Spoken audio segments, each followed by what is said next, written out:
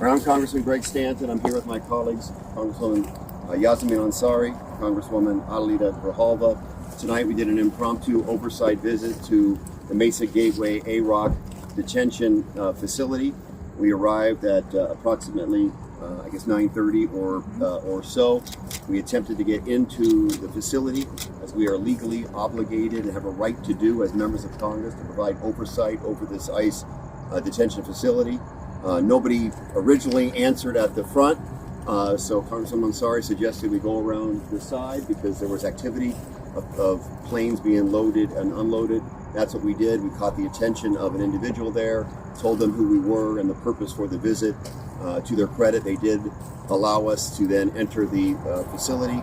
We did ask for each of us to have one of our professional staff people to go with us, and that request was originally agreed to, but then secondarily the chief who was called on the phone by the gentleman who was helping us, changed his mind and said that we could not have professional staff. So it was just the three of us that did the oversight visit. I would just say what we saw inside the facility tonight was shocking, overcrowding to a level that is completely unacceptable. People lying on the floor next to each other, side by side on a concrete floor. This is a facility that was meant for short-term stays as people await their flights to deportation. We now know that detainees are staying here for multiple days. Unfortunately, they could not tell us for the detainees that were there how long each of them had been there, but it was clear that many of them had been there for a long period of time in these conditions in which each of the holding cells were significantly overcrowded, significantly beyond the capacity. That's totally unacceptable to any of us. I handed over to Congresswoman Ansari to give further description of what she saw, and she spoke to some of the detainees, and then Congresswoman Grijalva, who also had the opportunity to speak to some of the detainees. Officially, we were not, quote, allowed to speak to the detainees, but of course, when detainees approach us and clearly want to speak to us, there's nothing legally stopping them from doing so. Unfortunately, the staff of the facility did not want us doing that, and after short conversations, told us we could no longer speak to the detainees. Congresswoman. Thank you, Congresswoman Yasmin Ansari. I represent Arizona's 3rd District. What we just witnessed inside this detention facility, the short-term facility called A-Rock at Mesa Gateway Airport, was shameful. Absolutely shameful that the United States government, funded by our taxpayer dollars, is allowing this to happen. What we witnessed is massive overcrowding, rooms that have capacity for 21 people, and it clearly says that at the top of each room, filled with 40, 50 people, body to body, detainees begging to speak to us through the windows, speaking to us through the cracks of these rooms, telling us that it's hot, that somebody has a fever, that they've been there for days. It's unacceptable. ICE is breaking any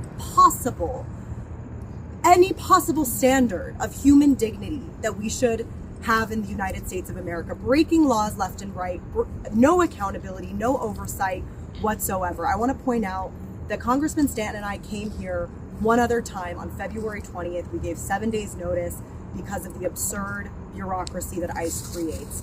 During that visit, the staff told us that most times nobody is here above 12 hours. Like soundproof glass, that it's really hot. I didn't see blankets. People are laying straight on the concrete in a row like sardines. It gives you the visual of how horrible it is. I had a woman who stuck her head out and said, "Excuse me, can you ask them for any sanitary napkins? There are 2 women in here that need them, and we've been asking." So while we were there, they gave it to them. My concern is we had one staff member with us that was communicating with detainees in Spanish. The vast majority of people were speaking Spanish. I asked if they had the capacity to be able to talk to people. One of the things that is still not clear is that there were 2 charter buses back here filled with people, about 80 people.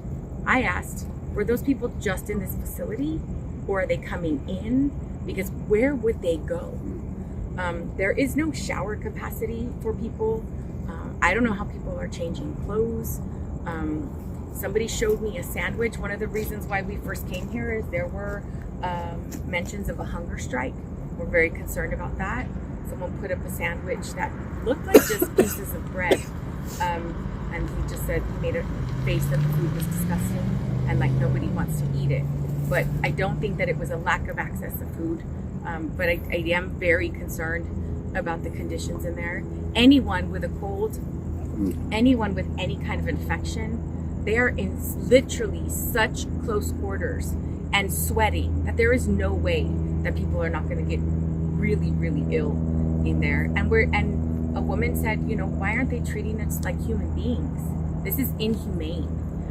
She was actually getting ready to be deported at an airport 44 days ago, and she was now back through this process again.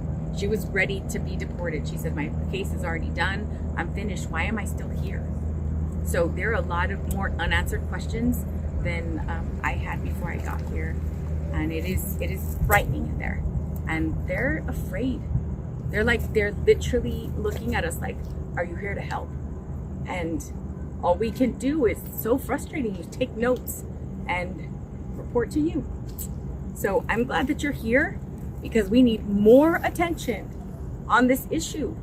People are being treated like there's no way that we could treat animals like this. People would be outraged, but apparently it's fine to treat people this way. It's disgusting. And we as a country, these people deserve better and we need to do better.